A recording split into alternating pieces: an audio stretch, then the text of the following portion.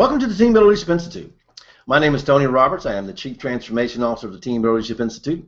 And today we're going to talk in our informational video about finding and hiring the right person for the job. So I'm going to bring up the PowerPoint here. I'm going to talk about that. I'm going to share the screen and we'll pull up the PowerPoint. So Team Builder Leadership Institute. And let's talk about how we find the right person for the job. Now, our objectives today are to figure out and learn how to use the most effective planning, interviewing, and assessment tools to hire the right person. Now, what that means, right person, the person who will be productive, effective, and enjoy the position. Because if they enjoy it, that means they're going to be the most effective for themselves and for the organization. All right. So now, we also want to ensure they are managed by the leadership style that will ensure theirs and the company's success. You know, this is the thing that is most overlooked by human resources and leaders. Most people just don't realize.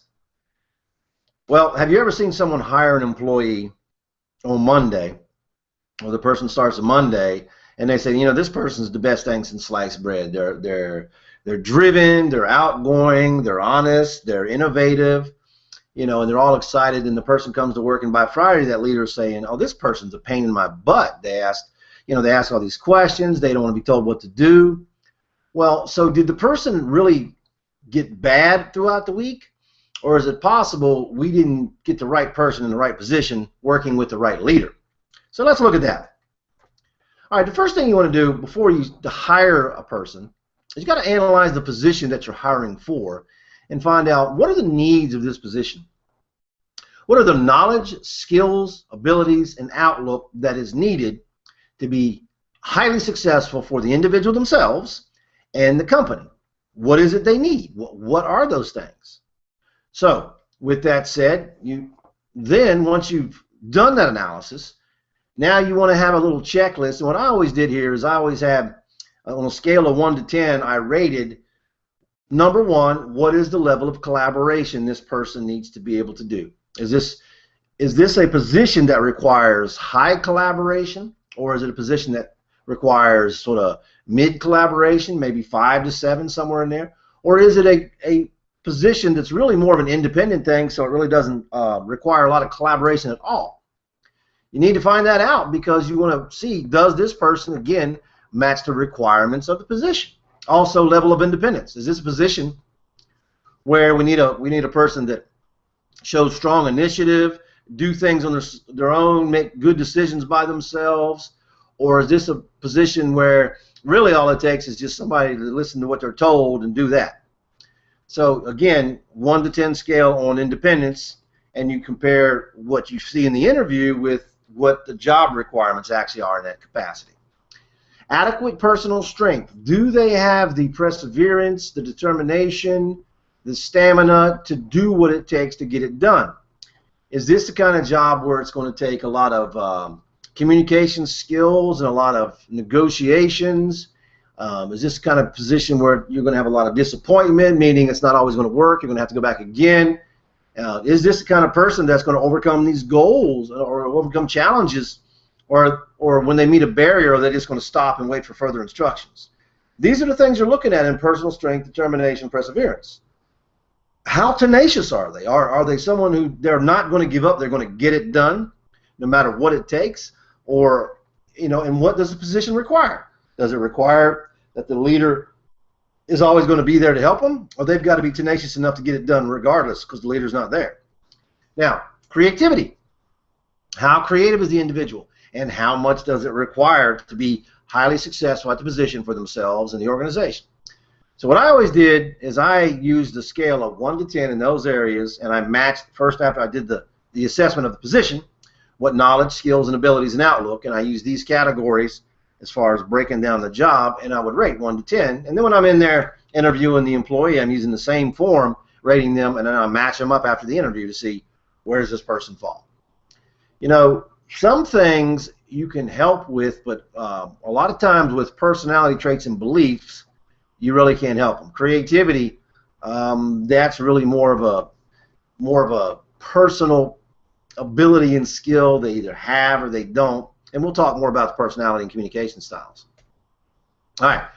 So now once you actually are having the interview, the first thing is you should have designed and planned your questions to uncover the needed information. A lot of organizations and a lot of different HR activities and things, they try to get you to use canned questions.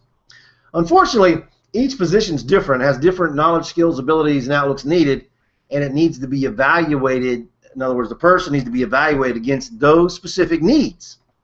So you design and plan your questions based on those needs. Use uncovering questions to uncover the person's knowledge, skills, and abilities outlook. All right, so you're using questions for one of the things I always do that always really worked well.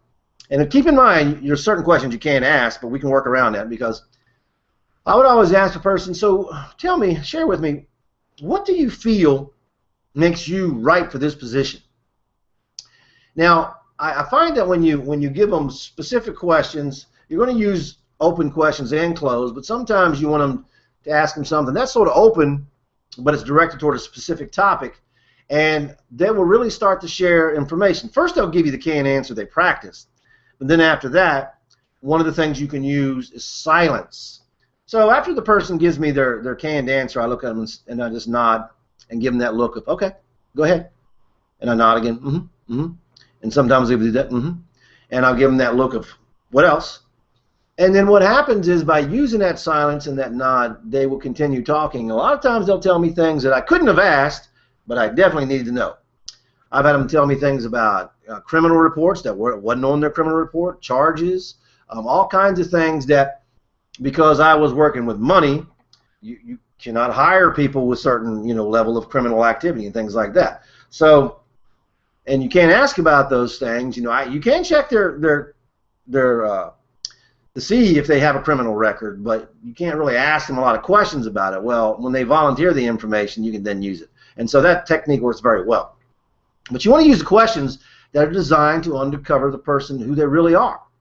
All right, use silence. And now you also want to make sure and create a comfortable and open atmosphere, because you want to build rapport with the person. You want them to think that you're just a nice person trying to see if they fit the position. And so you don't really want a table in between you. You want it to be more comfortable, more matter of fact, more relaxed, and to sit back and really find out who they are, because we're looking for some specific things. So in the interview, we're looking for, one, their communication style, and two, their beliefs.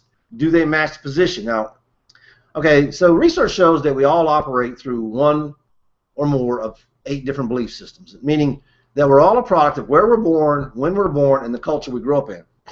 Now, culture, it's not regional, it's not racial. Culture is, this house will have a different culture than the next door neighbor. And because of that, and you'll also find that even siblings that grew up in the same house, they have a different set of life experiences, so they have different belief systems. Now, with that in mind, we are looking, there are certain patterns to belief systems once you learn them. And if you ever want to learn this information, there's a book called Spiral Dynamics, Mastering Values, Leadership, and Change by Dr. Don E. Beck, which is, it will totally change the way you see people, yourself, and your abilities. It'll greatly enhance your abilities. But anyway, so what this does is you can find out, there's some belief systems that, like for instance, sales. There's certain belief systems that just do not like the sales process and what works. They think it is manipulative, unkind, unfair, not people-centric. And so if you put that type of person with that belief system in a sales position, they're never going to give it 100% because they don't believe in it. And usually what happens is they're not there long and they fail because they just don't want to do it. They don't like it. They're not comfortable. They don't feel good. So there's different beliefs that make people sort of closed off to different things. So based on the position and the needs, you want to make sure you understand generally who this person is. Now, let me say this. Communication styles and belief systems, while there's no perfect way to find the exact right fit every time, if you use these and these tools I'm talking about 99% of the time you will be right on, and that person will last, and you won't have the turnover, and you'll have the performance. So it works very well. So we determine their leadership style they will function in also. Now, so we got their belief systems, but we got to find out, do they match the leadership style? That is so important. Most people never do this. And what happens is we hire that employee on Monday. They're a great employee. The manager who hired them says, "Oh, they're going to be great. They got a lot of initiative. They're creative. They're a great communicator." And then come Friday, that same leader says, "This person's a dirtbag. We shouldn't have never hired him." And you're thinking, so what happened? Did they fool us? No. Here's what happened. All right. So there are, if you look at it, there are actually 4 different leadership styles. Now, you want to determine these styles, and one of the things I just flipped by here is this is the Team Building Leadership Institute's cognitive positioning evaluation. This is how we make sure their values are congruent with who they are at work and away from work. This is how we find out their communication style and their belief systems. Okay, this is what we use at TLI. Works great in all our consulting and helping out different companies. All right, so there's 4 different leadership styles. The first one's transactional leadership. It's military leadership. Everybody's used to it. Everybody understands it. Basically, top-down communications. When I say jump in the air, you say how high. Transactional leadership will do the thinking. He doesn't really want you to think. He just wants you to shut up and do what you're told. Of course, based on authority, and they use that authority very dramatically. This is the leader who thinks that it's okay to say anything, yell, scream, roll their eyes, even call you names sometimes, all in the name of I'm just trying to get the job done. They don't really see mistreatment of employees as a possibility. All right, so the transformational leader is a lot like that. However, transformational leaders are very vision-driven. It's also called visionary leadership sometimes. And what this leader does is they don't really worry about the low employees like frontline employees. They don't really worry about development. They're a lot like a transactional leader. They don't put any time or effort into them. They just want the employee to shut up and do their job. And they need to figure out what their job is. But if you're closer to that transformational leader in the hierarchy, like an assistant or the next level down, you report to them, then they will take the time to develop you as long as they're convinced you believe in their vision. So they will then give you resources and tools and autonomy and help you out. But they only do it for their close group that's helping them pursue that vision. Then you have the value-based leader. They're usually, it's also called spiritual based sometimes. It's got nothing to do with religion. But what they actually do is they're very laissez-faire about leadership. They just want people to work for them who don't really need to be led at all, who lead themselves. They don't want to have to tell you what to do because they don't really like it. They don't like conflict. They don't want to put any kind of have to follow you around or follow up, and they don't really want to put a lot of effort into it. And it's all under the premise of I want people to be happy, and they're not happy when I'm telling them what to do. So they have authority, but they choose not to use it. Well, no matter who you are, you need someone who's going to give you the direction, the tools, and the support you need to be effective. And that's where the value-based leader drops the ball out. They do take care of the employees. If anything, a lot of times they're too nice, but they also don't do the staples, the things that a leader must do to be effective, like guide, support, and give the proper tools and training and things of that nature. Now, then you've got a goal, structure, culture leader. This is what we call it at Team Building Leadership Institute, and in our professional full spectrum leadership certification, this is what we teach. And this leader has the professional advanced leadership model. In other words, they have the skills in interpersonal communication, delegation, reward mechanisms. They have all the skills to know exactly how to get people to come to work smiling, want to perform at top performance, and leave smiling every day, because they know the employees know and feel that everything the leader does is for them, never to them. And so the employees are fully committed, loyal, high-performing employees because, and research shows this. In fact, there was a recent study by the University of Warwick where they studied organizations that have put forth programs to try to increase employee satisfaction and happiness. And what they found is that organizations who actually had a program and put that in place, on average, got a 12% return on their investment. Employees were they were happy, they were happier, and more satisfied because of those programs. In fact, Google was part of the research, but Google did their own evaluating, and what they came up with is they got a 37% bump in performance to their program. So 37%, just imagine what that would do to the bottom line as far as profit when you get that kind of bump in performance. So it's significant. The happier they are, the more, when I say happy, As far as a leader, they don't need to like the leader, but they do have to, the leader treats them with dignity, respect, and honesty, so they respect the leader. They trust the leader, so the leader can coach them. They might like them, they might not, but they won't dislike them. That's the key. There'll be no dislike, but it doesn't mean they'll want to go out and have a beer after work. As a leader, that's not why you're there anyway. So the GSC leader works well with everybody. Now the transactional leader needs that employee that you tell them what to do, and they do it, and they stop. And then you tell them what to do, and they do it, and you stop. And they tell them what to do, and you do it, and you stop. Because those two are going to get along, because the transaction leader likes telling you what to do and doesn't like for you to think, and that individual doesn't like to think and likes to be told what to do. So that works. But imagine if you put someone like that with a values-based leader, someone who needs that kind of level of micromanaging, so to speak, and with a leader who's not going to do that. Well, how effective is that employee going to be? And the answer is not at all. That employee's got to have guidance. But imagine this too. Imagine you got an employee who's got great initiative. They're very, very intelligent, very driven, very positive, and you put them with that transactional leader, the one who wants to do all the thinking for them and tell them what to do. How long before they have conflict? It's going to be instant. So that's the thing, is the goals structure culture leader has the skills to lead the individual who needs the attention like that, and the individual who got their own abilities, creativity, drive. They lead them all effectively. Everybody comes to work smiling, gets everything done, leaves smiling.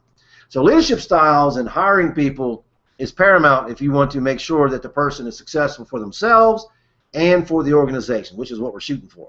So you got to make sure you're putting the right type of person, right belief system, in the right position with the right leaders. They have the knowledge, skills, abilities, and outlook with the right leaders so they can be successful. All right, so you got to use different tools. Now, at the Team Building Leadership Institute, we have the assessment tool I showed you. We also have the full spectrum leadership certification, community dynamics program, and organizational ecosystems, where we actually align all the processes and we align all the systems, so every action taken by everybody is in line in a very positive community dynamic, meaning everybody's happy to be here, nobody messes with anybody, there's no conflict. The leaders have the skills to take it out. They're professional full spectrum leaders. Now, the Wordsmith program teaches you how to be an assertive master communicator. You know what to say, when to say, how to say it to get the results you want every time. That's what the Wordsmith program does. So thanks for coming and listening to our information. Now, you know, you've probably heard before that knowledge is power. Well, actually, it's not. Knowledge applied is power. So if you'll take this information, you'll actually use it, then you will see a dramatic improvement in your hiring and putting people in position. If we can help you with our programs or our online training, let us know. We'd be happy to help you. Thanks for coming to the Team Building Leadership Institute. Enjoy our tools on our site and all the videos we have to teach, and let us know if you need us. Thank you.